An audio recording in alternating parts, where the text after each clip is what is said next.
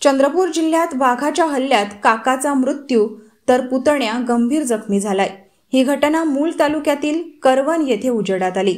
आज सकाळी गावातील 5 जण गावाशेजारी शेत शिवारात गुरे चराईसाठी गेले होते। याच वेळी शेताजवळ दबा धरून बसलेल्या वाघाने अचानक हल्ला केला।